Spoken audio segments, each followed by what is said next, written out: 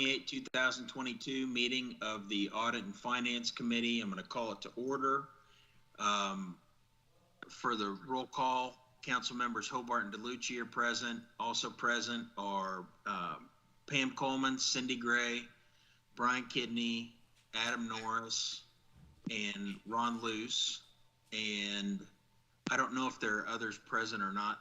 Looks like, I take that back, Nancy Cooper, Lindsay Gallman, and Zachary Walker are all listed as audio participants. This is a hybrid meeting. It's on Teams and being streamed live from the council chambers at City Hall. I noticed that John Perkins is not present today, and he is on personal leave. And let's see, first things first, approval of the October 22, 2021 minutes. That was our last meeting. We have missed Council Member DeLucci and missed our meetings. I wasn't there October 22. I can't move to approve it. Well, I can move to approve it. I reviewed them and I don't have any corrections. Unless there's objections, we will approve the minutes. As long as it can be done one, fine. I'm abstaining. Well, I don't know about that. We might have to pass this till next time because I think we have a quorum to vote, but if we don't have enough voters to vote, at least on this object, let's show that this is the approval of the minutes is passed to the next regular meeting of the Audit and Finance Committee. We'll need John Perkins probably to finish that vote. Yep. So first up after that is the Munis implementation update. And I believe that's Mr. Luce. Good afternoon, everyone. Yeah. Does everyone have the project summary update? I don't know if that was distributed. Yes. Okay, very good. Can you put it up for people to see it? Can I do that? Yes. You have colored codes, and it's much easier for me to understand. Sure, hang on. Let me see.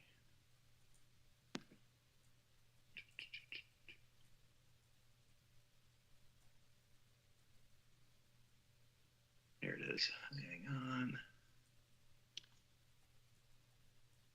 How's that? Can you see that?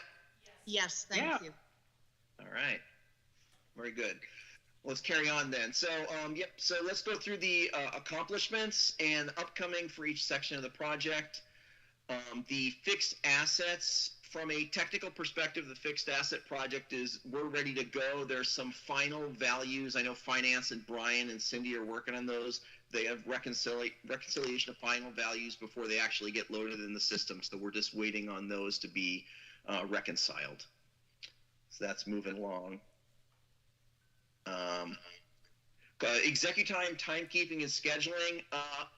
Unfortunately, we hit a major snag with the Executime project, and we had to stop it. We had some issues when we finally got the Executime experts in from Executime, and they looked at the way we needed to calculate our overtime for a significant portion of the city. It just flat out wasn't going to work the way the calculations and the complexity of those, and there was no way around it. And so at that point, we determined the best course of action was to go in and do a requirements gathering, and then create an RFP for a selection for a new timekeeping and scheduling solution. Excuse me, Mr. Liu, I remember that we were perhaps going to get some money back because Executime didn't work here. Do you know if that happened? I do not believe that we are going to get money back from that. I don't know if anyone else on the team has had other conversations with Tyler, but because it was purchased such a long time ago, I would suspect that that's not going to happen, but I don't know that for a fact. That's okay. I'll find out. Thank you. Okay. So in any event, it's a good thing we found this out now. When Pam Coleman and I and Cindy are going to go in and we're going to lead the selection process. And now we know exactly what we need from a technical perspective. So that will help us, and it will also mean the number of solutions that'll work for us is quite small. Do you think, Mr. Luce, do you think we'll be able to use one timekeeping across all departments, or will police and potentially fire or other departments need to be still on their own program? It's a very good question. I'm hoping that for timekeeping, we can use one product. When you get to the advanced scheduling, and that's a big need for, especially for fire, but also for other departments, that quite possibly could be, there would be we'll put out an RFP with the requirements for both, and we may get some vendors that come in and say, yeah, we can do both. We may have some vendors that come in and say, well, we can do one or the other. And so at that point, we'll review those RFP responses and go from there. And I'm going to add, this is Cindy, to Karen's question previously, the advanced scheduling, we are going to seek for reimbursement since we did not implement advanced scheduling. So we are going to seek for refund of that. That's where executive time, I'm not sure we're going to be able to get a refund because we had already implemented or started to implement, and their policy is once you start, you don't get a refund. But we will follow up with that. But I do believe we will be seeking for a refund on advanced scheduling, if that helps. Yeah, thank you. I just want to remind everybody, this is not news to executive time. We've already had this conversation. I thought I heard we would get it back if we couldn't work it here. I don't remember that we lost the money by trying to make it. So if the answer is no, I would like the reason why it's no. Second question, why do we need any software? If we have spent thousands of dollars and we've lost it all, why are we spending more thousands? Can we not work with what we've got? Well, currently, right now, you don't really have a timekeeping solution. So right now, the timekeeping solution is extremely manual throughout the city. I think Pam and I counted there were at least 20 different ways that different departments were keeping track of time, which for a city the size of Independence is, it's kind of scary, right? You really need to centralize that and have some standardization. And so the city would really benefit from a single solution for timekeeping, I believe. Excuse me, Mr. Luce. Mm-hmm. We've been doing it manually for years and years and years. Correct? That'd be correct. I still want to know, is this staff able to do what they have done for 40 years? I would suspect they can. Thank you. Yep. Councilmember Hobart. Yes. This is the city manager, Zach Walker. Yeah, I would just point out that, we could probably dig our trenches with shovels too, but the backhoes make it much more efficient to do that. And so in order to, be more like our peers across the country, we're trying to modernize a number of practices that were neglected to be invested in for decades. That's why we're seeking to make this upgrade. It takes away manual labor, it makes more efficient use of organizational staff, and it provides better quality assurance that errors aren't made. Yeah. Mr. Walker, excuse me, is the council going to vote on it, or does it get done because it's under $50,000? I'll ask Mr. Kidney to speak to that.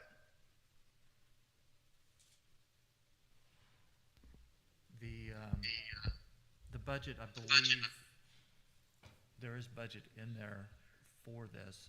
We will have savings because we aren't paying for the training of this, so there should be some money available.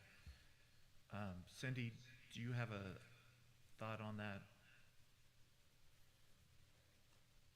I would say once Ron, Pam, and I start into looking at what is available and what the costs are, then we can determine whether or not it falls into that realm of over 50 or under 50. Okay. on going to council. Mr. Hobart, I very much want this to come before council before we spend any more money. We have worked with this for years. I'm not happy. It's not going to work for us after how many years? And I'm not going to be happy to hear we spent $49,000. It has to go before council. And I think part of that is going to be, what is the cost if we go to a third vendor again versus asking the staff people who for the past 40 years have worked very well. That's my problem. I'll tell you what, when do you guys, Mr. Luce or Mr. Kidney, when do you think, or Ms. Gray, when do you think we'll have proposals or options to look at for this portion? So Pam Coleman and myself, we're going to begin on the requirements gathering next week. By the time we go through the whole process of requirements gathering, and we make sure we keep all the stakeholders engaged to make sure we're covering all their needs, and at that point we would need to build out an RFP. And I think we were going under the assumption we would issue an RFP and then solicit responses. I would say that process would be 2 months. Yep. Yeah. So let's, and then how long was it?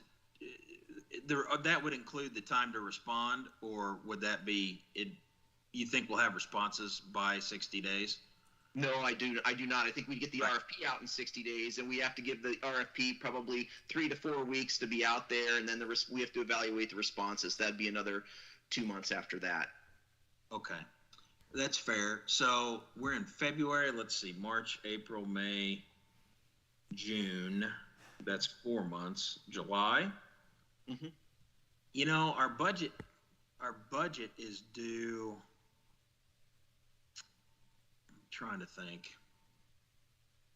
Well, it's not going to do us any good if we don't have responses yet anyway. So let's put this on, Sheila, if you can hear me, or Ms. DeLucci, if you're taking note. Let's put this on the July agenda to review the RFPs. Is that time frame okay with you, Mr. Kidney, in your office?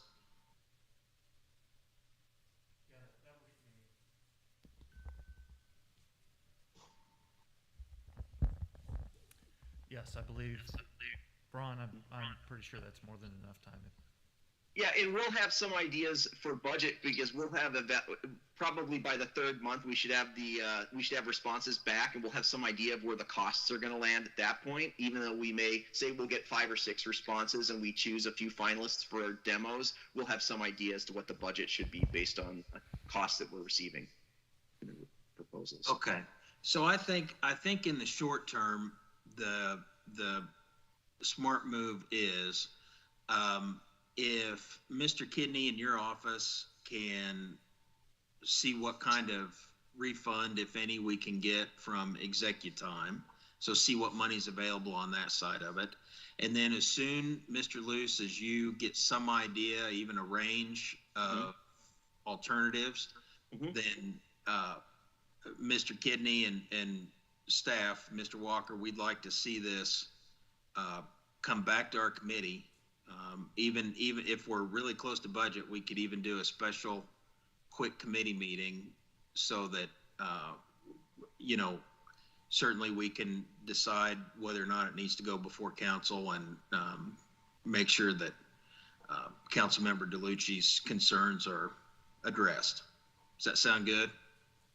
Thank In you. other words, light a fire under it, and we'll see when we can find out what, and soon after that, we'll make some more decisions on it. Does that sound okay, Mr. Walker? Yeah, absolutely. Great timeline. Thank you. Councilman Hobart, if I could add something real quick. Yes, Mr. Norris. Thanks. So, just to be clear too, the timekeeping system is a recommendation that has been cited numerous times in a variety of studies and audits. I think most recently, a report from the management analyst before he left relative to timekeeping in IPL was the most recent recommendation that I can think of. So this is certainly in keeping and addressing reports and recommendations that we've had in numerous different areas of the city. I disagree, but I'm not going to have an argument. Thank you. Okay, Mr. Luce. So carrying on, we're starting the recruiting and onboarding project. That has been completed. I think we had one opening that we pushed through it already, and so now we are able to use the automated recruiting and onboarding of the Munis product, and we're expanding that over time because we have to set up all the permissions for the different managers that use it, but it's ready to go. So that's working. The transparency portal the first part of it went live in January, so the end of this reporting period, the transparency portal's up and running. So For that's who? good. For who? If I want to it's- look at it, can I? Yep, we will send you a link. Thank you. Yep. All right. Utility billing integration. Right now, we're in the middle of an advanced utility solution. That is our utility billing provider. They're in the middle of an update, so we have to get that passed before we can do any more integration. So we're kind of putting that on hold for a month or so until we can get that completed. CityWorks integration, we actually already began discussions as to what we could do with integrating CityWorks with Munis, and that opens up a whole bunch of questions as to how we use CityWorks in general in the different departments at the city. And it ties in with the timekeeping project because they all kind of come together from both a reporting and an operational standpoint. And so I think we're having those discussions, but I don't think we'll see significant progress in that until we decide where we land on timekeeping, because that again has some bearing on how we use CityWorks. So CityWorks has its fingers in quite a bit. And so we are moving forward with it, but it's going to be moving a little more slowly as we do the timekeeping project. The chart of accounts. It looks like we've decided to delay this one until the 2022-23 fiscal year. I don't know, Cindy, if there's anything else we need to say about that. Nope, we're just working on it. Okay. Let me ask a question real quick. Is that a data entry project at this point, or is there more to the complexity? There's more to the complexity. There's changing where things are in the chart of accounts to make them more following along the guidelines for accounting, renumbering them. It takes some good thought, because when you run reports, you want to make it to where it's easy to get what you're looking for. And so you have to really have some thought with how Munis lays things out. So it's a process. Very good. Thank you. Okay. AP automation. At this point, we're working on it, but that one again, we're still chugging away slowly on that. I don't think we have a lot to report on that one for this period. And then wrapping it up, bank reconciliation. That we're waiting for we're installing, so that AUS, the Advanced Utility Systems, is the utility billing solution the city's using. We're going to be implementing their cashiering module, which is a good module. I've implemented it before. Once that's up and running, then we'll be able to do the automated bank reconciliation. I'm sorry, I didn't understand what you said, Mr. Lewis. Sure. So bank reconciliation. So right now, the city outsources our bank reconciliation. We want to bring that How long back. have you been doing that? I don't know, Cindy. How long have we been doing it? Quite some time, I would think. It's been about a year. Okay. Okay. I thought we were doing it ourselves. Got it. Who is the person that's reconciling it for us? We have an in-staff person that is working with a third party of Baker Tilly. Thank you. You're welcome. So, okay, and then finally, the cash management. That's going to come after we implement the AUS cashiering module. So we're waiting. We kind of have to do that sequentially. That's the critical path, is getting that AUS cashiering model up and running. So, so the project risk, sorry? I'm sorry, Mr. Luce. Let me ask you real quick. Yeah. That bank reconciliation, is that a real time once it all gets automated and put in if we have a connection to the bank, or is it something that is just like your checkbook where you do it once a month or once a week or something? You have to run it separately? No, there's automation in there. So it rather than you have to go through every single line item, there's some automation that takes place that saves you quite a bit of time. Cindy, is that correct? It's both are correct. There's going to be some real time and then some that are more like your checkbook. So it's going to be a combination of the two, but it will help speed up that process. Yep. Cool. Okay.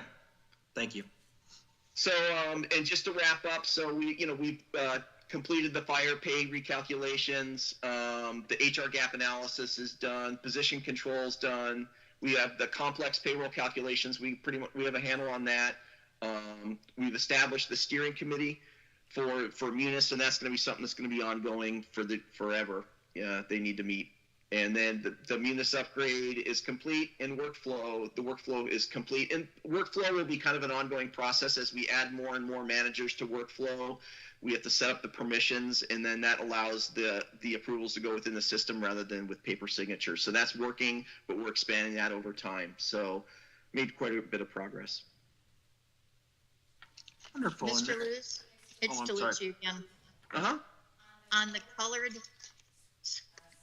chart you gave us, Uh-huh.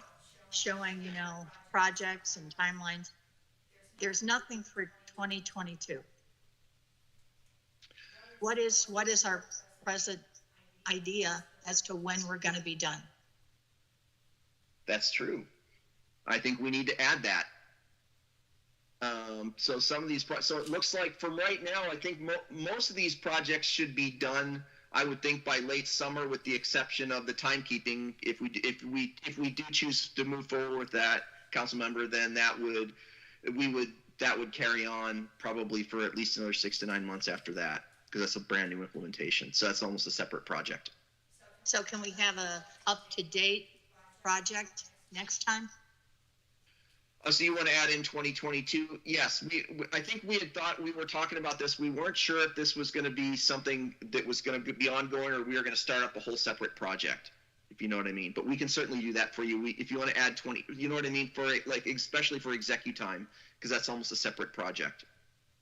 I see that there's 4 things that we still have problems with, Yep. and I don't know when they're going to get fixed. You're Business absolutely you're right. Process change management, IT security concerns, appropriate Tyler skilled staff, availability of city staff, executor, or something else. So this is a big deal. We spent a lot of money. I would just like to have a decent view of what we're really dealing with. Thank you. Okay, no, that's great. And what we'll do is next time we'll put 2022 in there for you, and we'll map that out so you can see that. The project risks those are just ongoing project risks that we identified as from a high level. There's nothing that's changed. It's just something we need to keep an eye on and be cognizant of. But we will definitely map it out in the 2022 for you next time. Okay. I would like that. Thank you. Absolutely. Can you bring it from March 2021 to today? Yeah, and in fact, I'm looking at this. This is mislabeled. I think that is January, February, March 2022. Is that correct, Pam Coleman? Yes, that's correct. I apologize for my error. We mislabeled it, but yeah, we'll map it farther out for you as well. Okay, so there is a chart already established? Yeah, you're looking at December, January, February. The last 4 months that reflect to the right of that, but that should be 2022, January, February, March. So that's mislabeled. I'd appreciate a correct one, if that's possible. I think we could do that. Thank you. You bet. That's all we have. Anything else from any other questions or discussion for Mr. Luce or Munis? No? Mr. Luce, we certainly appreciate it and look forward to getting a new update from you. Go find us a good software that will do everything we want. All right. Thank you, Councilmember Hobart, Councilmember DeLucci. Thanks, everybody. Thank you, Mr. Luce. Thank you. Okay, next up is management analyst items. Appreciate that that's on here, considering we've approved. Mr. Walker, would you remind me of the gentleman's name that the council approved to be an acting management analyst, and describe what limited role he will have? Yes, I'm very happy to, Councilmember Hobart and Councilmember DeLucy. The individual that was appointed by council is named Calvin Holst. Calvin served nearly, or maybe even beyond 40 years with the City of Independence in our city's finance department, and primarily had oversight of budget development and implementation of the city budget during his time there. For well over 3 decades, the city was always honored with the GFOA Excellence in Budget Award. So just to speak to the testament of his professionalism and his capabilities, and certainly retired with a very distinguished and honorable career. The city code of ordinances that goes into greater detail than does the charter about the management analyst requires that any city contract that is going to be over $2 million in value, or that is going to be over $500,000 and lasting longer than 12 months, be reviewed by the management analyst. It says, including other things, to ensure fairness in the bidding process. Typically, the management analyst's review of these kind of contracts has included where and how did the city advertise for the bid opportunities, so that we can demonstrate that there was ample opportunity for interested vendors to submit either a bid or a proposal, depending on which type of procurement we're talking about.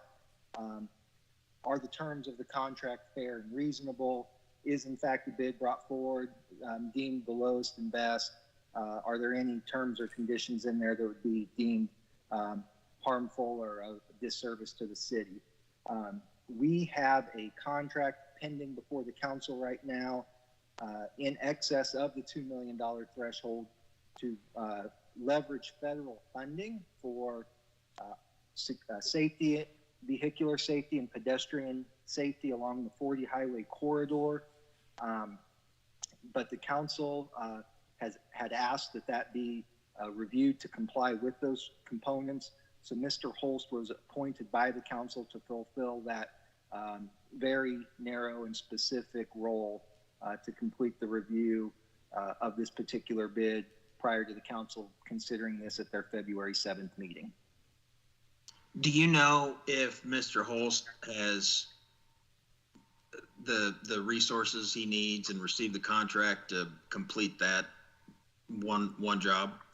Yes, Director of Municipal Services Lisa Reynolds was able to provide all of the advertising information, all of the information about how many vendors downloaded the bid solicitation, how many actually bid, all of the proposals received, and then a copy of the contract that is being put forward for recommendation for approval. We just got an update from Mr. Holst. My days run together. It was earlier this week. There was one additional item that he was wanting to clarify. Again, he's very thorough, so you found a good one. So he's clarifying one additional item.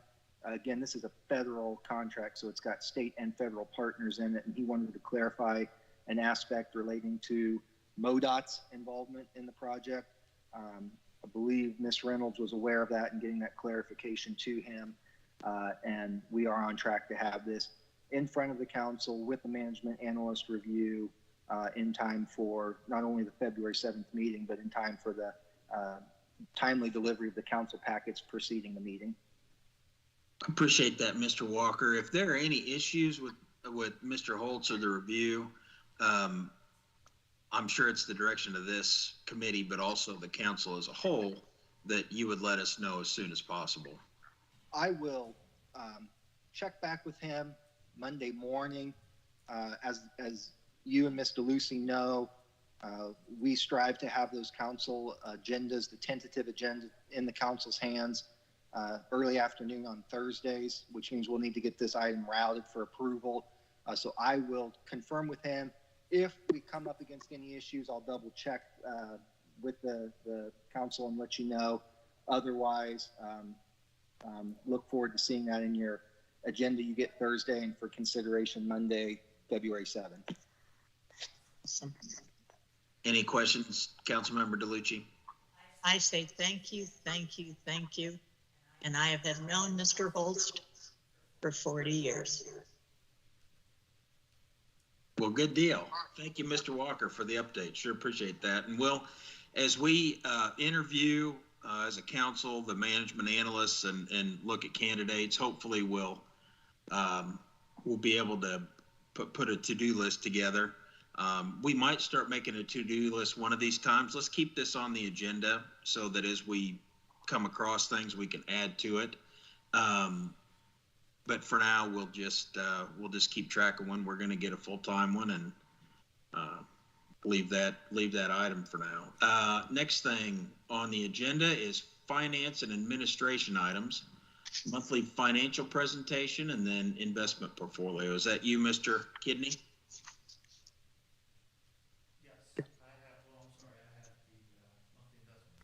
I have the monthly investment portfolio pulled up. I meant to pull up the financials.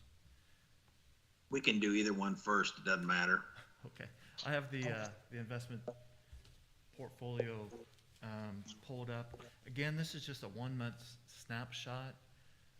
What I usually look for specifically is under here where we're benchmarking to make sure that we are at or better than the current benchmark. As you know, the interest rates have been a little bit erratic, if you will. The market total return for the month of December was a negative 24 basis points, as opposed to the benchmark being 28 basis points. So even though it was negative, it wasn't as negative as the peers that we compare ourselves to in that benchmark. The reason you're seeing the negative on here is because it's market-based, or based on the market at the time of the report. Typically, though, we hold most of our investments for the interest income and then to maturity. So what this is reflecting is if we'd sell our investment portfolio now, then that would be the return, as opposed to us holding on to it. And so to me, the better way to look at it is more at that yield at cost, which is that bottom line, which is showing that our as of December 21, we had a net of fees of 1.19% return, which is actually, again, it reflects better than probably the benchmark would be. We do anticipate that yield is going to continue to erode here in the short term, just because of the way that we have some investments locked in. However, as we see interest rates rising, we'll be making new purchases of the higher interest rate securities, and hopefully then we'll be seeing a higher yield on that. I do know in a future agenda item under future items, we do talk about moving these to a quarterly investment update. So this would be, you wouldn't see this in the future. This would be just because this is a monthly snapshot. If we move to a quarterly, we would have the investment consultants that we actually use, PFM Capital Managers. They would actually do the presentation at their normal quarterly presentations that they give staff, and I would just have them give it at the same time as this meeting, so you would have the opportunity to dig down a little bit more if you guys are interested.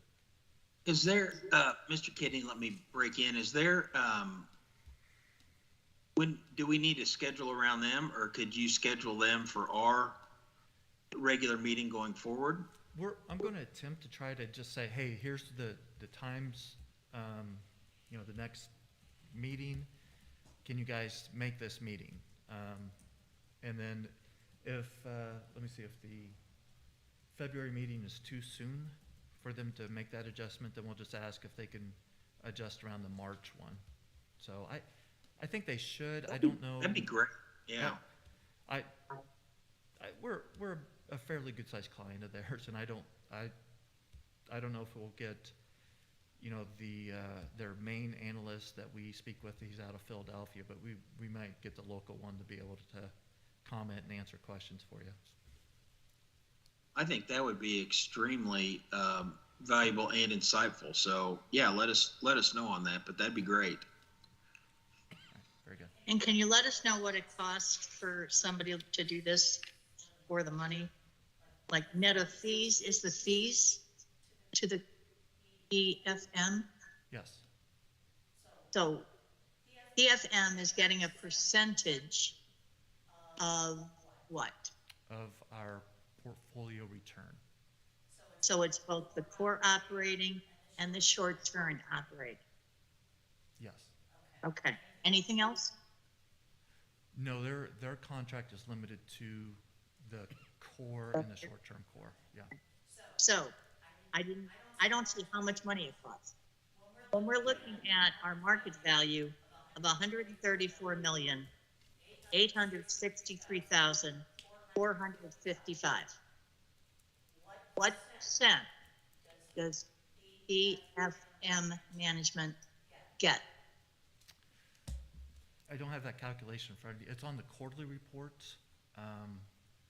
Can we have it next month?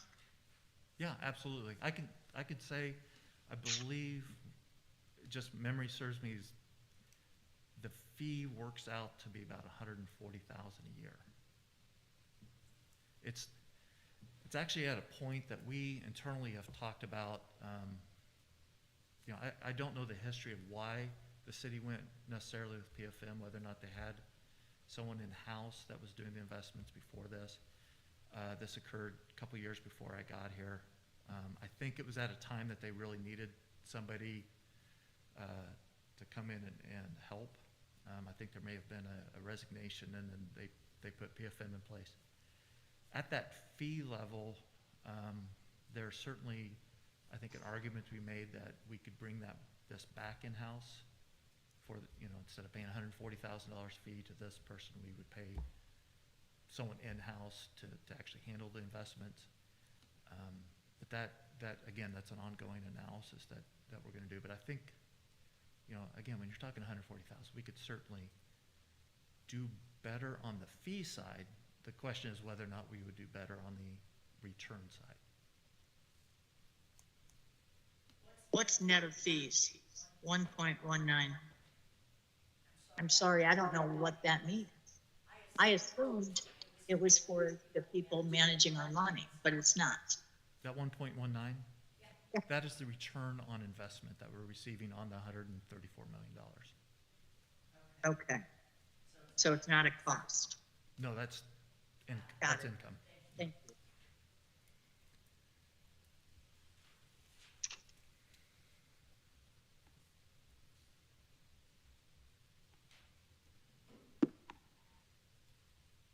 Okay, I have the financial statements pulled up online also.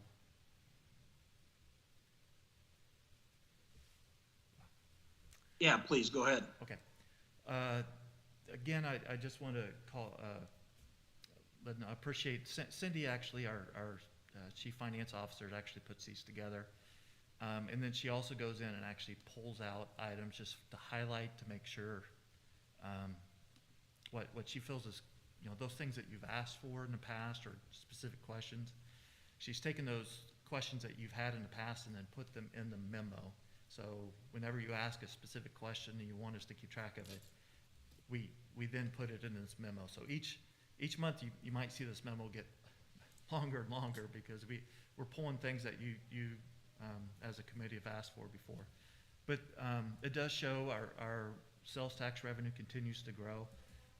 I do like this graph. It's a year over year by month. You can see right now we're in the 22 year, and so that's the red line, and you can see we're keeping quite a bit higher. We're hoping the sales tax returns over the next couple of months, keeps trending with where it has been in the last couple of years. The, I'm sorry, excuse me. That does not include the user, So- the computer sales tax. yeah, that's on the next. Okay, great. Oh, the use tax? Yeah. The next tax is use tax, and I might defer this. I know there's an item under new business forecasting use taxes. I might just defer to go over that at that time, or I can talk about that at this time. Yeah, whatever you want. Okay. I just want to be sure for myself. Go for it. Go ahead. If we're there, let's talk about it. Okay, so the city's use tax is up 12, we're estimated it's gonna be 12% over where we were, what we'd originally planned for. So actually in February at a future council member, you'll see an agenda brought forward that to adjust the estimated revenue up for use tax. That reflects that 12 to 13% increase in use taxes. So the city manager did a presentation this past Monday that talked about where we were budget versus the actual, and we anticipate, again, the increase, use tax going up about $580,000 than what we anticipated. However, that will, the police use tax though was capped at $4 million instead of $3 million because of the election, and so that adjustment you'll see an increase in estimated for police use tax, but then you'll see a decrease estimated for the waterfall, the general street, park, stormwater, police cells, and fire cells. I have another graph that points that out a little bit more specifically. If I can find it here real quick. Now that I say that.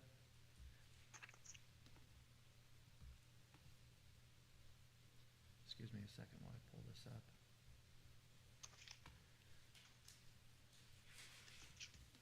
Yeah, it looks like I'm having a little delay. While this is pulling up, why don't I go back to the overall financials. You'll see transient guest tax, I think, is also interesting to know. Again, the 3-year trend, as you can see, the light blue one is reflective of, obviously, the pandemic and the COVID-19. So you see the hotel taxes going down, continuing into the purple year, which is 2020-21. And then you finally, towards this last spring going into the summer, you actually saw that starting to rebound. And then that's where we are now in the red. So over the summer and winter, we're actually trending much higher than what we were not only last year, but 2 years ago. So we are seeing the transit guest tax. Not where it was pre-pandemic, but it is coming back better than what we had hoped for. And then, again, a question that is asked quite a bit is about fund balances. And so this report just simply shows the month end of December compared to what the fund balance policy is. And again, just like in the past, and you're all aware of this, the general fund is trending underneath or lower than its stated fund balance, where the policy is 16%, but actually we're at 12%. And then again, the power and light was based on a risk-based assessment that said that we should have $67 million in reserve, but at the end of December we had $47 million in reserve. I'll also add that those three, the power, light, water, and WPC fund balances are being refreshed. Now that we have the audited financials, those are being reviewed by the firm that helped us put that together. They're meeting with the 3 utilities to do a new risk assessment, if you will, and then they'll be presenting that, I believe, in March to the PUAB, and then to I don't know if that comes back to council. I don't believe that was in the policy that it comes back to council, but it's definitely going to PUAB, showing what the it doesn't change the policy, it just says, based on the policy, now these are the numbers, but I'm sure it could be a work session or study session with the council if they so wish, or we'll definitely bring them to this committee. Appreciate that. And then this is the 2022 to 2027 CIP. Again, this last Monday, we presented to the council the proposed 2023 to 2028. So starting in July, we'll just simply replace this report with that one. But what's important, again, I believe this is based on a request from the committee. Wanted to get an idea, since water and WPC fund balances were quite a bit higher, wanted to see what the use of those funds are, and that's why then we show that CIP is pay-as-you-go funding of $36 million for water and $23 million for WPC over the next 6 years. Just some items to note. Everything, again, we're looking at December, which is halfway through the year. So looking down through the financials, you're kind of looking at the 50%. I'll just go down there to one of the financials. So you're looking at wanting to see a 50% in the percent of actual year. And what page is that? I'm sorry. That starts on page, it's page 1 of the financials, so it's page 9 of your. Thanks. And so pretty much across the board, all the revenue is hitting right at, actually for sales tax is slightly above. You can see the sales tax on this report, and general fund is at 52%. That's consistent in all the special sales taxes. Real estate tax is showing at close to 100%. That's because we actually get the distribution in November, and so we get the property tax at the beginning of the year, and so you'll see that amount. We've already collected the property tax that we'll probably collect for the year. I don't really have any other specific highlights out of the financials. It is a pretty straightforward, nothing really popped out major. I'm gonna ask Cindy, since she's on and prepared these, whether or not there was something in particular that she thought that's not in the memo that she thought might be something to point out.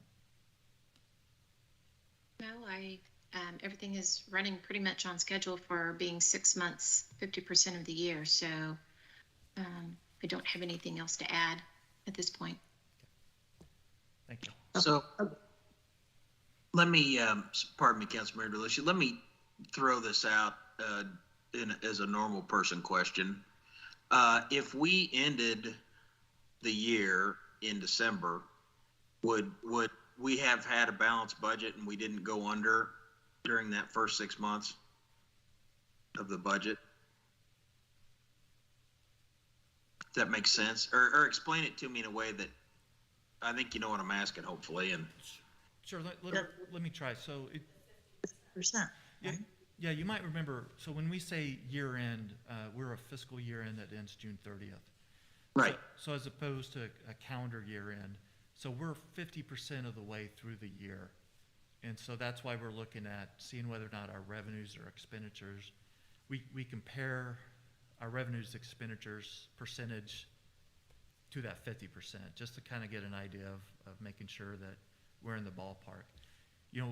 I might just, going down, I have it up on the screen right here. The city clerk, for an example, it's actually 18% higher than 50%. So it's 68%. Right. So they're actually trending higher.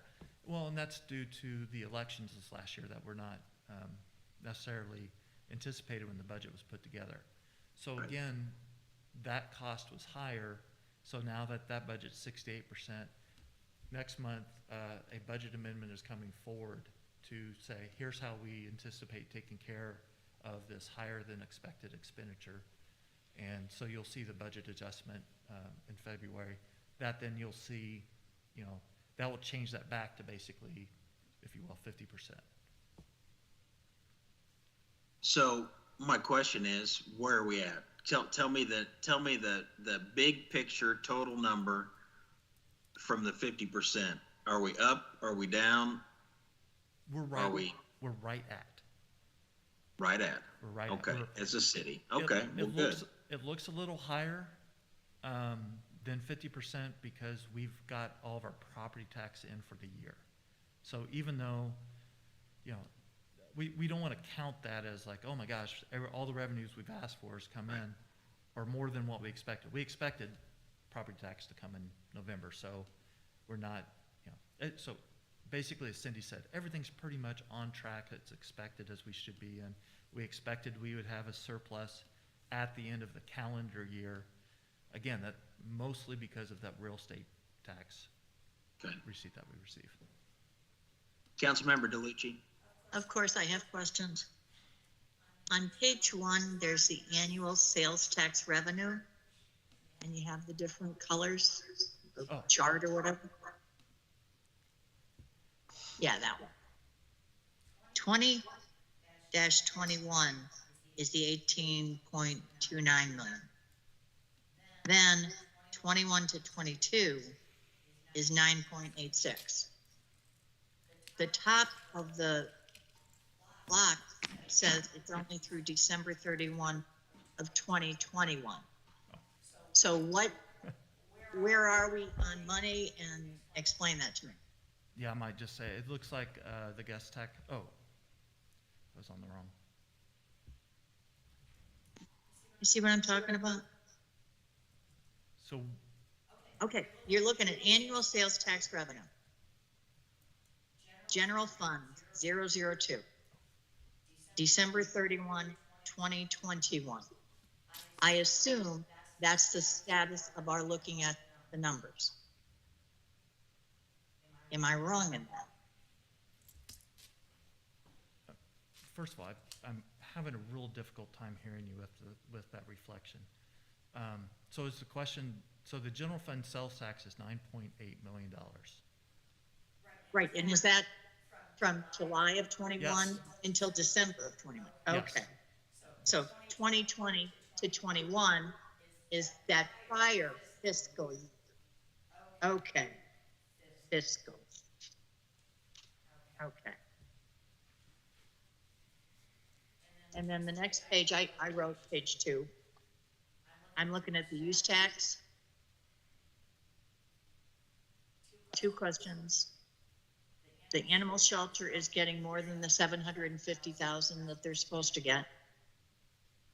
And the same is true of the police use tax. That's only $32,000. Why?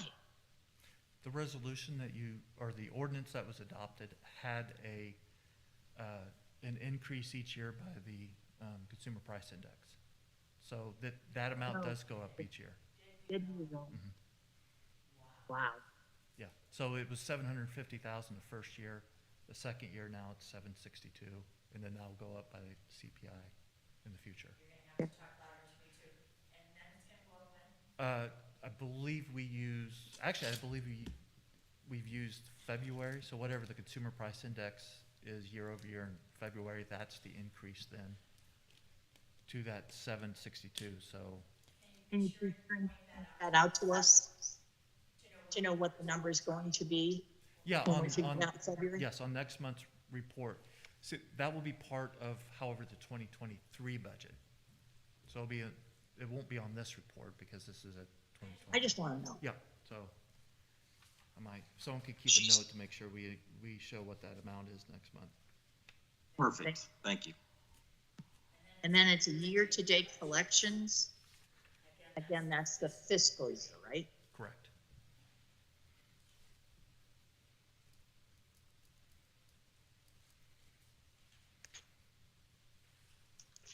Could you describe and explain to me what is the difference between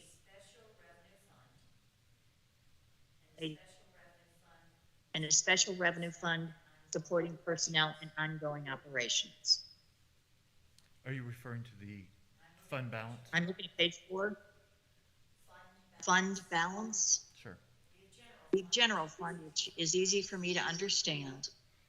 But then we have special revenue funds So, and special revenue funds. yeah, well, we have special revenue funds.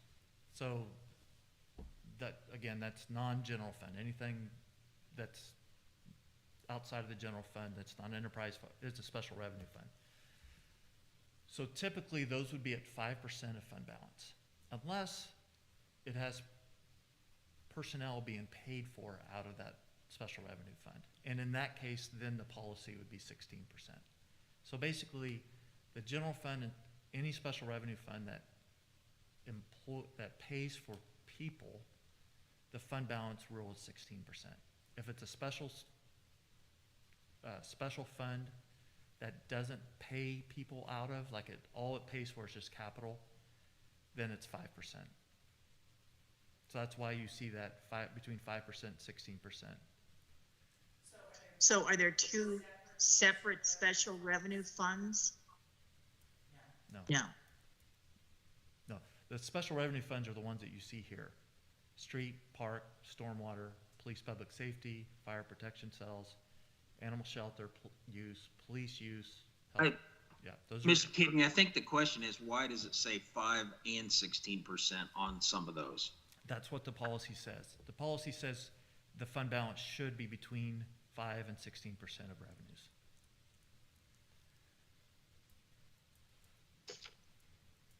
So the ones that say that, they all have personnel costs coming out of them? Correct. Okay.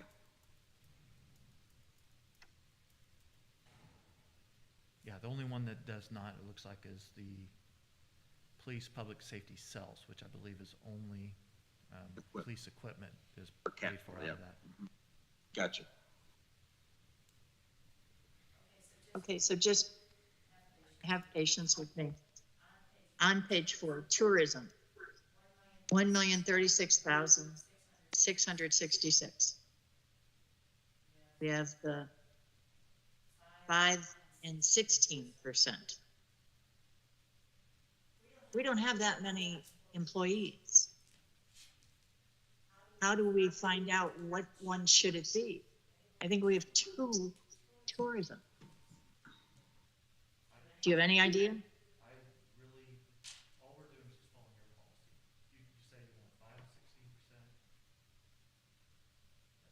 16%. So that's something about thanks. Okay. Because then in the box, see the box? It says it's 16%. Well,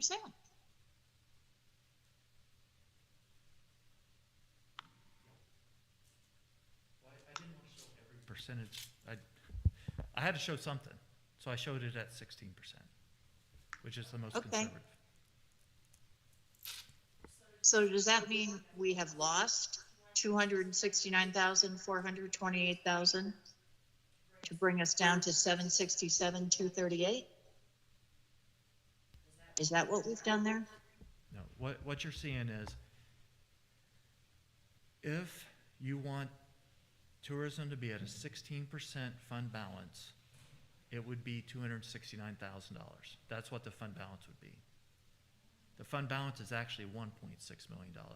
So you have $767,000 more in that budget than what your policy says that you need as a minimum. That last column over and under is showing the amount over or under your policy amount. So it doesn't mean to me that 16% of that money is taken and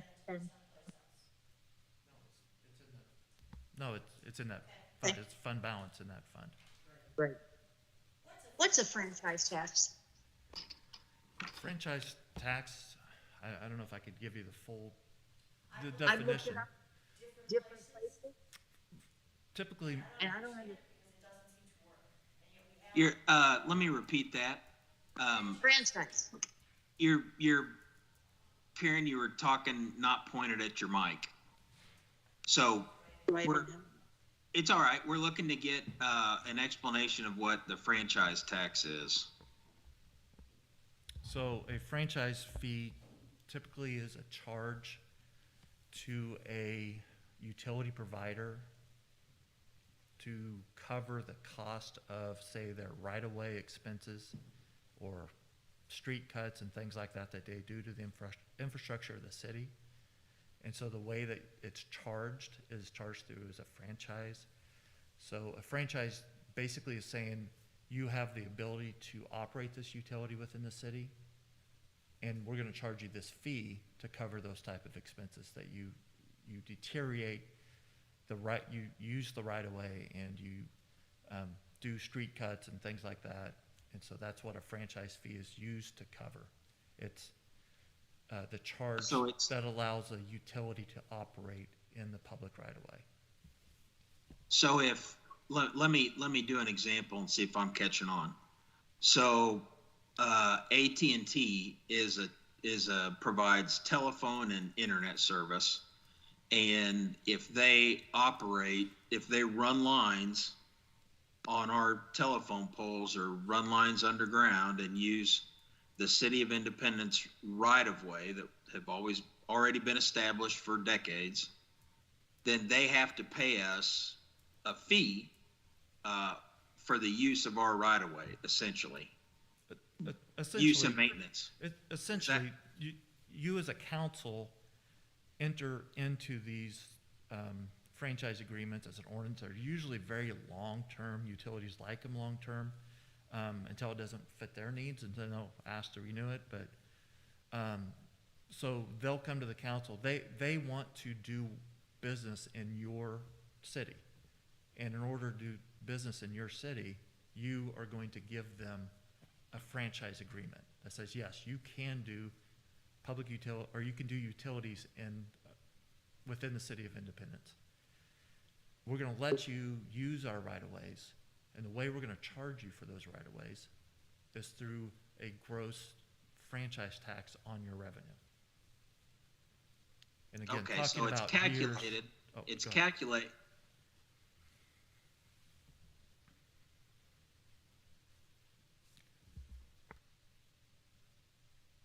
So it seems like we lost Councilmember Hobart. It is calculated on your gross revenues, each, like your own AT&T bill. Okay, I was looking at my IPL. Franchise fee was there, sales tax was there, and the 9.08 was within the fund. Why? Why is there a franchise tax on IPL? That's my problem. Okay. I don't know. I believe the charter sets out that to be treated like a for-profit. So for instance, we charge Okay, we charge Kansas City Power and Light, or Evergy. We charge Evergy. There's a small section where Evergy is within the City of Independence. right. They receive a 9.08, the same franchise fee to operate as, 9.08 plus a franchise fee. That's what I'm trying to say.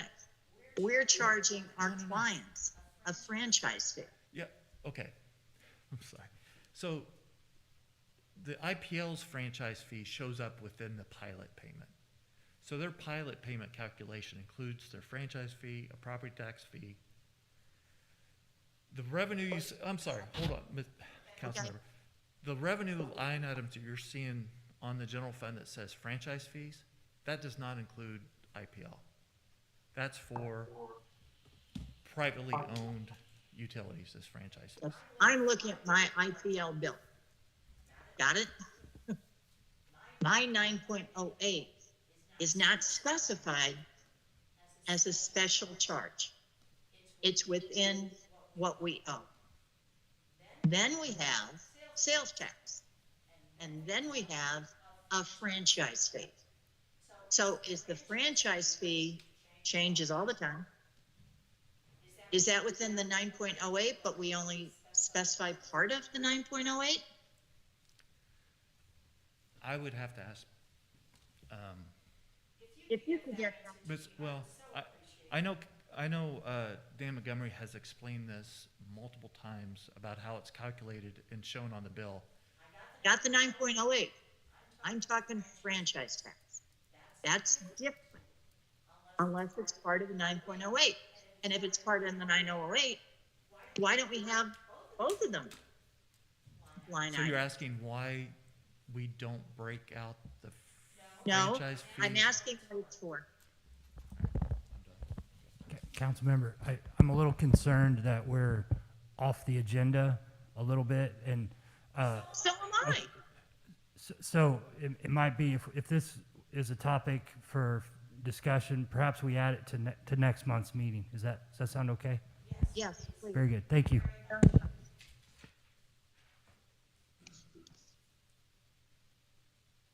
Also on page 8, under utility fund notes, the second to last sentence, total transfers and special items are at 47.66%. Okay? I don't know what special items mean.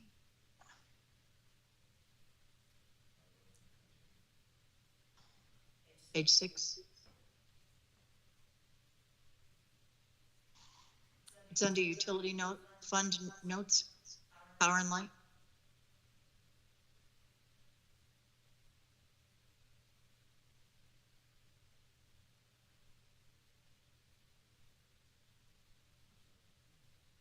I just don't know what special items are. So if you could bring that up next time, I'd appreciate that. I don't think we need to bring it back. Nancy or Cindy, can you explain what's in those special items? Yeah.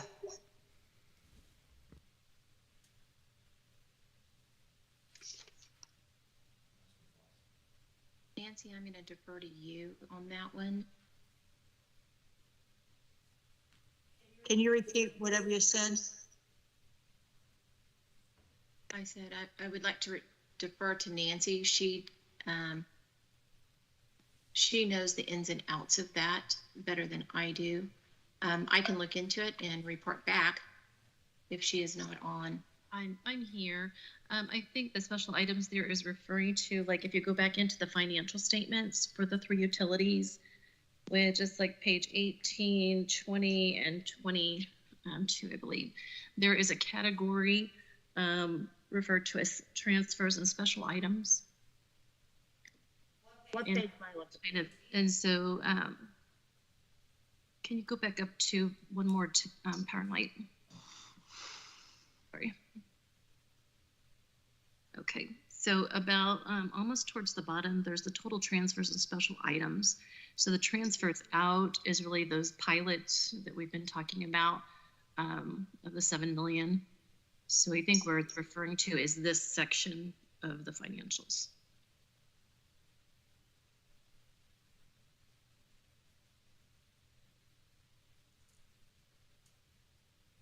If you could describe next month what special items is, I'd appreciate it. We will definitely do that. Thank you very much. Use simple words to me, seriously. A final question, and maybe I should ask Jim Nail. Do we have security for the NERC compliance, NERC compliance? No, IPL. What do you mean by security?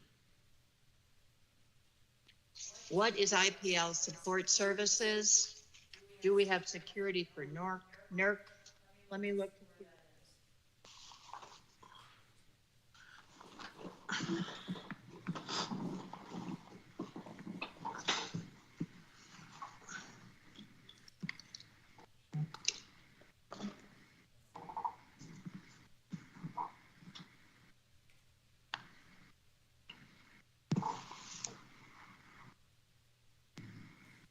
I'm going to have to find it because what we were concerned with last time is we did not have enough security with NERC compliance.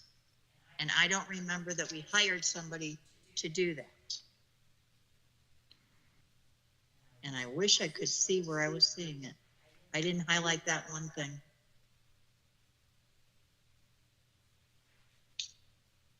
Was it in the financial report, council member? Yes. Okay, so it was something in the report.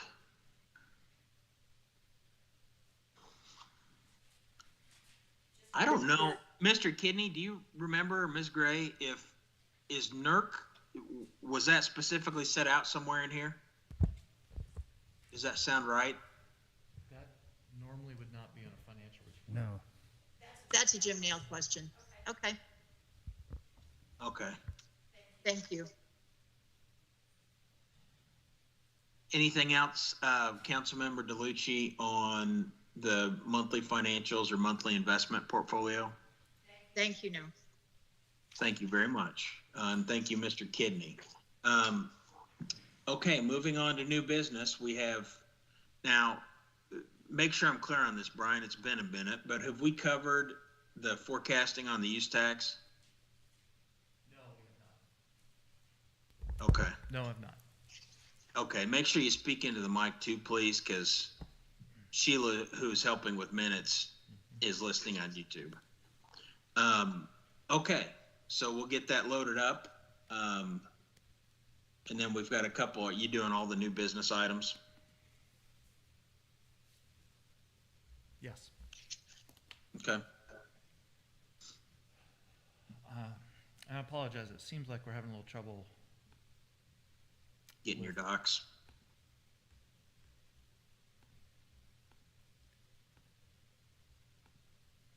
Yeah, it looks like we're having a little trouble loading these. Here's the use tax.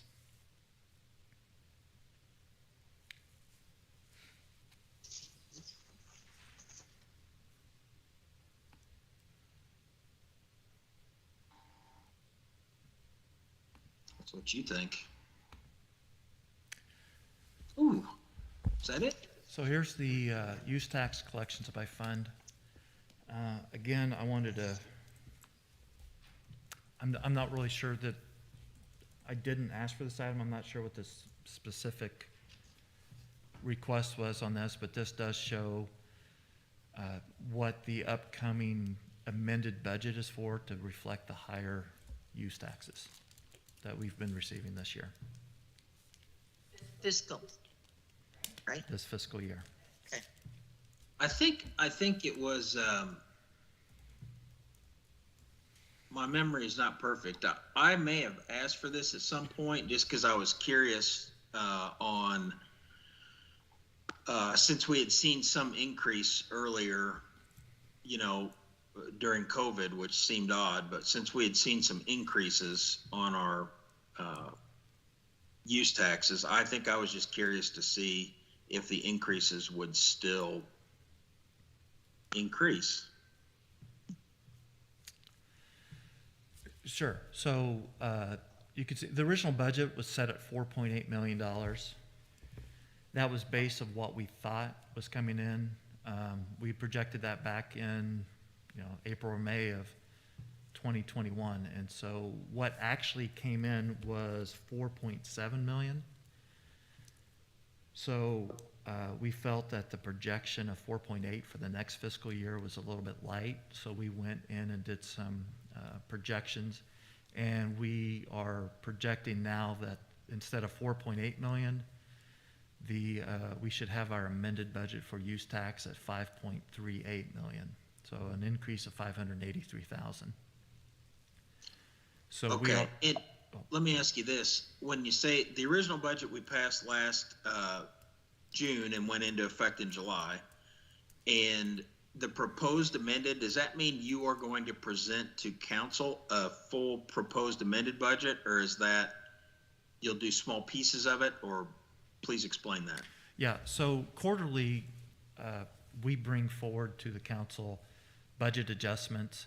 Most of the time you see them as, you know, like the police will get a grant and it'll be an amended budget to bring that money in and then give the authority to spend it. And then we didn't really do much with other items until the very end of the year. And then we would bring this very large, complex year-end cleanup budget adjustment. And you might recall this last year. There was a lot of questions on that. And so I asked my staff not to wait till the end of the year to do one big adjustment, but that every quarter we bring to you things that we're seeing that we believe need to be adjusted throughout the year. So you'll see more adjustments every quarter, but what you won't see is some really big, obscure, quote unquote, cleanup one at the end of the year. So you will start seeing these revenue type budget adjustments that reflects our estimates. Okay, so for our purpose in this committee, the next quarterly budget amendment that you will present to council, can we see that first? Will we be able to see that first so that we can review it? I'm trying to think calendar wise. Right. We, if you would like that, we would just simply move that amendment to the first week of March. So there's nothing that there's no big timing issue on any of these adjustments. I just didn't want to get too far past the quarter. But if you would like us to bring the budget adjustments to this committee first, go over them, I think that actually is a really good idea. And we could go over those budget adjustments in a committee meeting, and then they would be in the following council meeting. No, I think that's a great idea. So we could put this on as an agenda item, Sheila, if you're still listening, for the February meeting. And I have to bring up a question, of course. I am very interested in tourism. Tourism isn't on the sheet. Parks is, but tourism is not. Does tourism not get any of the money? No, there's not a sales tax for tourism. It's the transient tax. Yes, there is. It's a transient tax. This is sales taxes. Okay, so transient gets none. Correct. There's not a use tax for transient. Transient is just transient tax. And yet park sales tax is included. Because there's a special parks sales tax.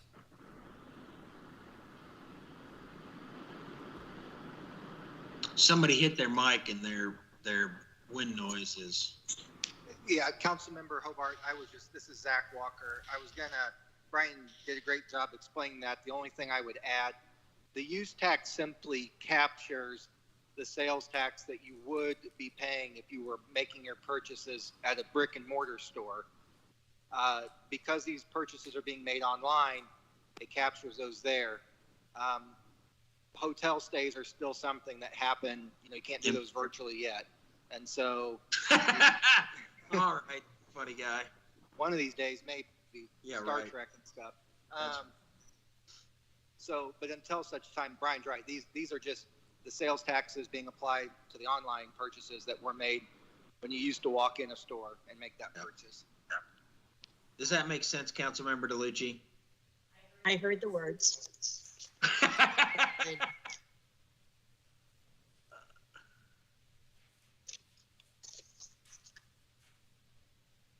Okay, any more questions on the use tax right now?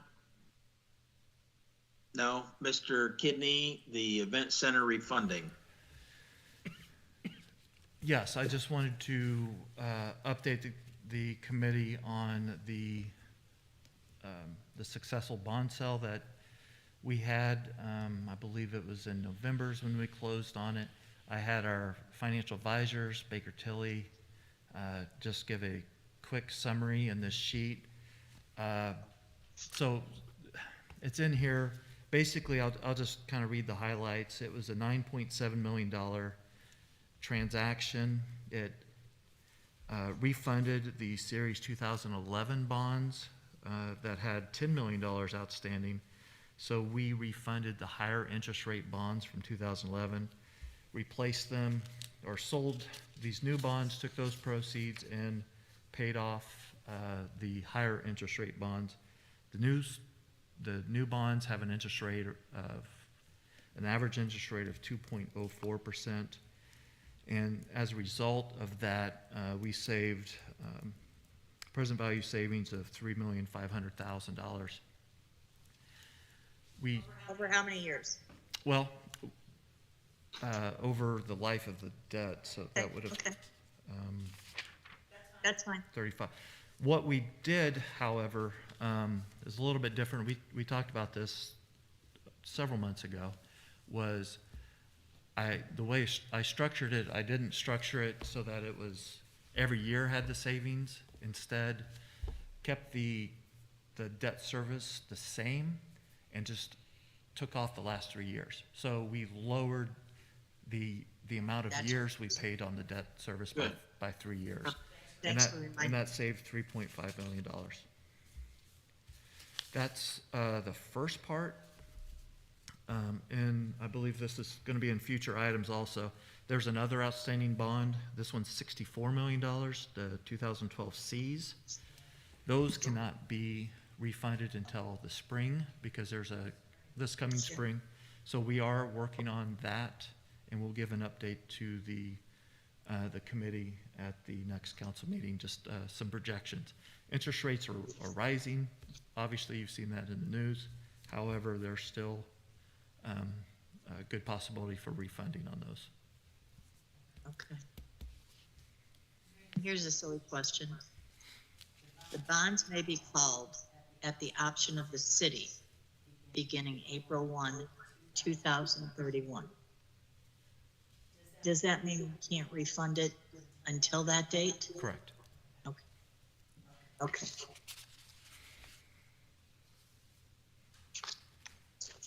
Hopefully, we're going to pay those off at some point. Well, they'll be paid off 3 years earlier than They would have they been would have been. otherwise. Sure. Yeah. But it's not before 31. Anyway, Good work, Mr. Kidney. I appreciate that Thank you. very, very much. Very much. We need all the help we can get. Councilman Hobart, could I make a comment real quick? Yes, sir. Of course. Yeah, I just want to commend Brian and his team on this refunding.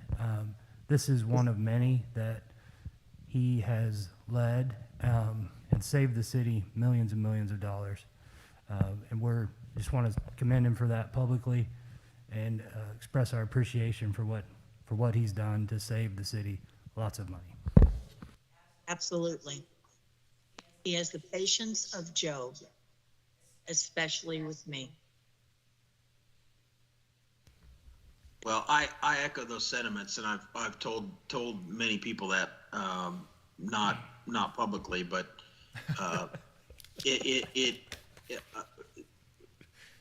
these are huge wins for the city, and we have so much debt and so little revenue increase that it can be a pretty bleak outlook. So saving 3 million here and 5 million there and 10 million there is it's just like free money. So it is absolutely appreciated and fantastic. So thank you. Yes.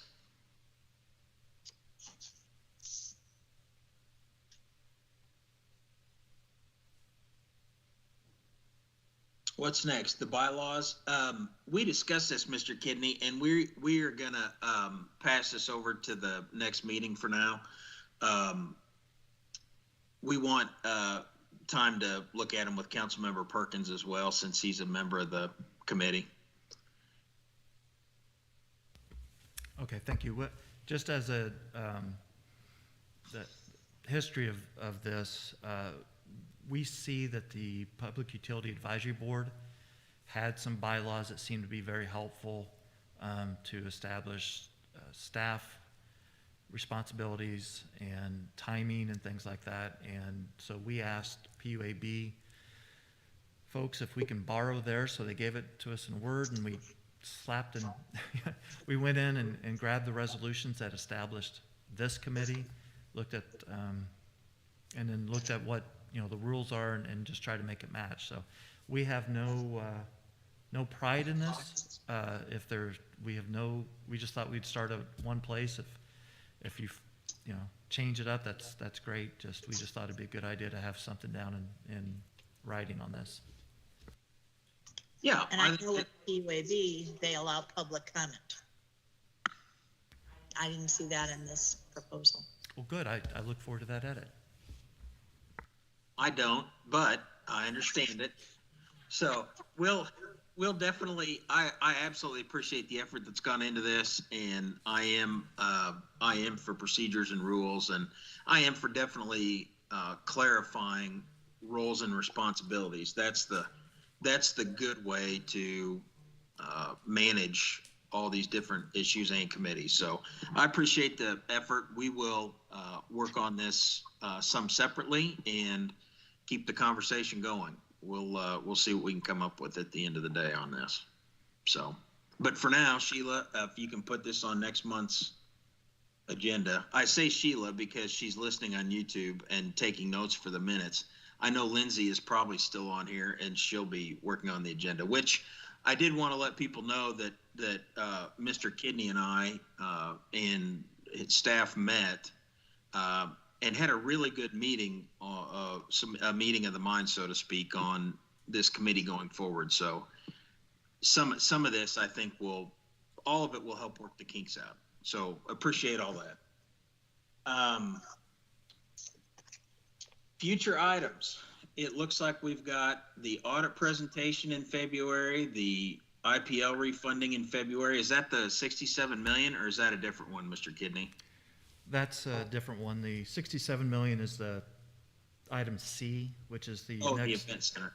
The 64 million. Okay. How much is that IPL one? Just it's actually around the same amount. 64. woo, nice. Okay, I like it. We put Staywell on here because of the, and I'm moving through these fairly quickly because those items will all be on the February, and I'd like to keep Staywell on the February. This is an exercise in monitoring for us at this point. We all know what the council passed a resolution to audit, do a forensic audit of 5 years of the Staywell committee. What I'm assuming is that their committee will actually be involved in helping to craft the RFP that goes to the auditing firm. As for purposes of this committee, we don't necessarily directly oversee the Staywell fund as it reports directly to the city manager's office. However, because it is such an important issue to many retirees of the city who frequently attend meetings and speak with us, that for now I just kind of like to leave this on here as a sort of a monitoring thing. So by next month, if there's an update on where that audit stands, just give us the update. Does that sound fair? Yeah, absolutely. The the reference would be the fact that by resolution this committee does oversee audits, and so that certainly makes that's a fair point. Sense. Yeah, of course. Okay. Well, we haven't directed. One more thing. Go ahead. I'm always worried about money. On the Staywell, if we're looking at doing the audit, I would like 10 minutes of information regarding what does Staywell have? What is this going to cost? Where's the money coming from? I assume they're reserves, but more than just a quick overview. If we could. In other words, if you get details on the audit by our next meeting, please provide those to us. Or whenever you do. Councilmember Hobart. Yes, Mr. Walker, go ahead, please. My recommendation on this, and just kind of referencing back to the meeting of January 18th, is that if and when the committee were to recommend moving forward with an audit, that because this committee, the Audit and Finance Committee, has supervisory responsibility for all the city's audits, that we would bring that to this committee with the information Councilmember DeLucy just appropriately identified and requested, and then it would be moved forward to City Council with a recommendation both from Staywell and Audit and Finance Committee. Okay, glad there's a boss in the room. I appreciate that, Mr. Walker. Does that sound Very much. Thank you. Okay, very good. Okay, so we know what we're doing on that. The next item is a quarterly investment update, which we've discussed briefly, and you're going to try to see if we can get a PFM rep to come talk to us at our February meeting, maybe. I will say, I'm not sure how long you want your meetings to be. I would Not imagine this long, but that audit but presentation. it's all right. We might want to reconsider that because of the audit presentation that same day. Now, I just have it as I see this, but I think Okay. I'll talk to both firms, kind of see what their thoughts are on timing, and then I could get back with you on what they think the time, how long those presentations would be. I appreciate that, and that makes sense. If we can do it in March, if that makes sense, that'd be great too.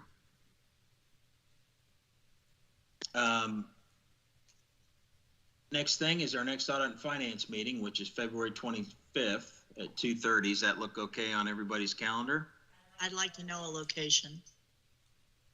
Well, apparently there's a resolution where we have to stream, and we can only stream in the courtroom. All right. That's what I'm hearing. We have to do something about the sound. Yeah, I don't. Mr. City Manager, Yes, sir. is there anything you can do to look into whether we can stream from the other room? I understand we can't. I'm not questioning Mr. Norris or anybody. Or something we can do to improve the sound quality with the recording system and anybody have any input on that? Not just Zach, but. Yeah, I do. Part of the challenge in here right now is, with all due respect, the microphone on your computer is on, and you need to be using one of these microphones, and that needs to be muted because the sound is streamed through. The sound from the microphones is being picked up on YouTube. You don't need to use a microphone on your computer. Well, it's weird because the microphone was down, but I didn't have my sound down until later. Once I silenced all sound, it was much better. We can work on this between now and next meeting, okay? Thank you. Sorry, Mr. Walker. Thanks for clearing that up, Mr. Norris. As Mr. Kidney and I discussed, it will be the goal of the finance department to work with us to get the agenda prepared and hopefully have the notice of the meeting and the agenda and documents prepared and published a week before the meeting so that everybody has ample chance to look at it. We certainly appreciate all that work and would like to shoot for that going forward. Does anybody have anything else they'd like to add as a discussion point or future agenda item? Single audit report. Councilmember Hobart. Yes, sir. I had asked the Deputy City Manager, Adam Norris, to provide this committee with just a brief update on our retiree health insurance billing, the transition over from the third-party vendor back in-house. If Mr. Norris could do that, an update on the billing that went in January and getting that straightened out, that would be appreciated. Be glad to hear it. Thank you. Mr. Norris, please go ahead. Sure, thanks. I think it was January 17th was the conclusion of our relationship with our vendor that provided administration and billing services. So we're doing that in-house now. Unfortunately, there were some challenges with the vendor on the last premium pulls that were made, and people were double and even triple billed for their premiums.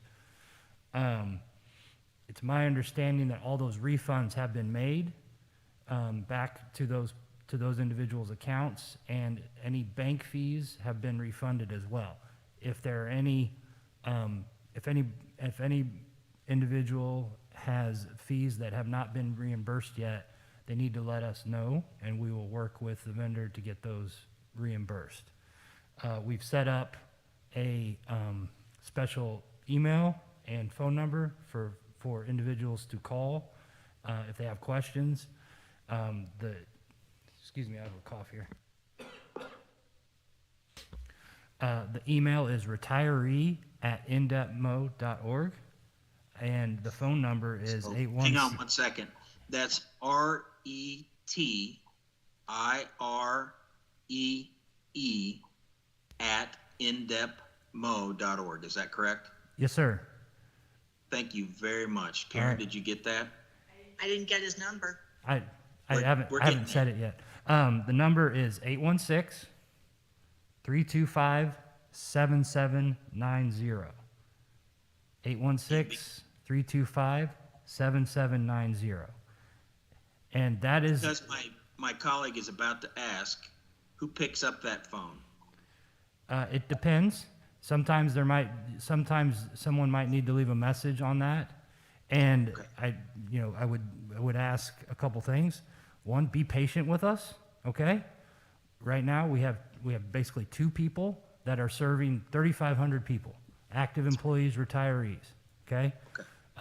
People are having babies every day. Employees leave, employees join the city. Retirees have activity too, where their circumstances change. So there's a lot that goes into providing service to all these people, okay? So, it might be 72 hours or more before someone gets back to these people, but we will get back to them, okay? Just use those resources that we're providing. That helps us manage all of this, okay? Please don't call 3 times in one day. Don't call Karen. Don't call Karen. Call Karen. Everyone, the backup is Karen K. DeLucci at indeptmo.org, and you're directed to call and email her 1,000 times a day each. Thanks. So please give our team grace. They want to do a good job, and they're working hard. I'm trying to think what else there is. We have a new employee that's starting February 7th, and we're all excited about that. And that person will be dedicated to providing services for retirees only, okay? And when that employee joins the city, we'll send out an email and a letter to all the retirees, letting them know that person has joined the city, their contact information, who they are, all that stuff. Mr. Norris, thank you so very much. You're welcome. Thank you. Yeah. As a council member, and of course my parents and my dad particularly is a member of loggers. So not directly affected by Staywell, but certainly the retirement insurance program. I just wanted to say that it is painfully obvious how hard this is literally for every single person involved. And it's frustrating, and it's mind-numbing, and it has been unplanned and unintentionally a parade of horribles on every possible conception. So I can only speak for myself, but I am very thankful for the folks on the front lines. It's not a very big army in the trench that's fighting for the city on this, but I sure appreciate their efforts. I appreciate all finance's efforts and the city's efforts, and I appreciate the retirees in being interested in their issues. So grace is the word of the day. It was appropriately used, and I would encourage all of us involved in these issues and that are concerned about these issues, to use grace in the process and grant that to those we're working with. We will get through this. Independence has gotten through much worse things, and we will be better for it. So I thank you genuinely all. One last question, of course. Is the single audit report on time this year, do you think? Do you know? I have a copy of the single audit. It's completed. Oh, we haven't. Yeah. Nancy, please tell me I'm not I'm correct on that. I'm pretty sure I just reviewed one. So we can have it on the February, March? February, it's on for next month. Okay. Mr. Kidney, you're gonna have to touch base with Ms. DeLucci before then, because now that she knows it exists, she's gonna need to see it. There is no waiting till Christmas Eve, I promise you. I just want to remind the council, the committee, just despite, we have the deadlines that this committee has given us, but we also have internal deadlines, and we've been reaching those. So if a person wants to see the monthly financials before this council meeting, they are posted online on the 15th of each month. The audit, single audit, those reports have been posted before the end of the fiscal year. The single audit report? Yeah. The new one is Yes. on there? Yeah. So we complete those. Our report on federal, the audit on federal grant reporting is out there. Mr. Chester, is he not coming here? I'm going to try to set up the meeting with him on February. Okay, thank you. Yeah. So Maybe you could send, you or one of your staff could send Councilmember DeLucci a link to that. I'll look it up. Okay, if you can find it, that's cool. you'll also have a hard copy, I believe. I got it up that you'll have a hard copy in your upstairs. Yeah. Okay. Anything else from anybody else? We've been going at this long enough. Nope. I don't hear anything, and you're not moving fast enough. It's 4:16 p.m. and I will formally adjourn this meeting. Thank you all very, very much. Thank you, Mr. Hobart.